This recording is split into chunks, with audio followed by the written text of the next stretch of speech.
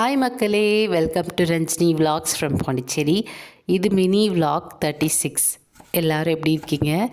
ரொம்ப நாளுக்கு அப்புறம் வீடியோ போஸ்ட் பண்ணியிருக்கேன். இந்த எக்ஸ்கியூஸ் நான் அடிக்கடி சொல்கிறேன். இதுக்கு ரொம்ப ரொம்ப சாரி. வீட்டில் எல்லாருமே லாஸ்ட் வீடியோ பார்த்துருப்பீங்கல்ல.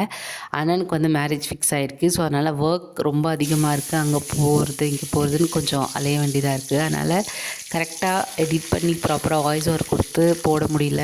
ரொம்ப ரொம்ப சாரி. இந்த வீடியோ எனக்கு எடுத்தது அப்படின்றது இந்த வீடியோட எண்டில் உங்களுக்கு தெரியும்.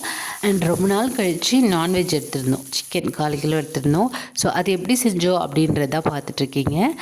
4 கிலோ சிக்கனுக்கு 3 வெங்காயம், 2 தக்காளி, பச்சை மிளகாய், கொஞ்சமாக கருவேப்பிலை, புதினா, கொத்தமல்லி எல்லாம் கட் பண்ணி வச்சுக்கணும். கடாய் வச்சு எண்ணெய் ஊற்றி ஹோல் ஸ்பைசஸ் எல்லாம் ஆட் பண்ணி கூடவே கருவேப்பிலை அண்ட் பச்சை மிளகாய் வச்சு நல்லா வதக்கிட்டு அது கூடவே வெங்காயத்தை கொட்டி நல்லா வதக்கி தக்காளி போட்டு இஞ்சி பூண்டு பேஸ்ட் கூடவே போட்டு தக்காளி வதங்கிறதுக்காக உப்பு ஆட் பண்ணி நல்லா வதக்கணும்.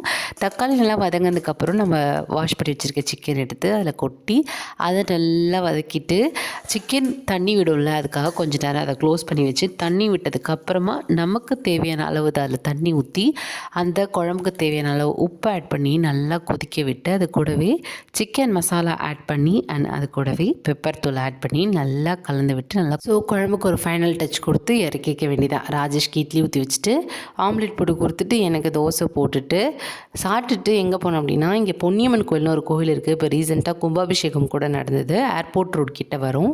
ரொம்ப வருஷத்துக்கு அப்புறம் அங்கே தான் கும்பாபிஷேகம் நடந்தது.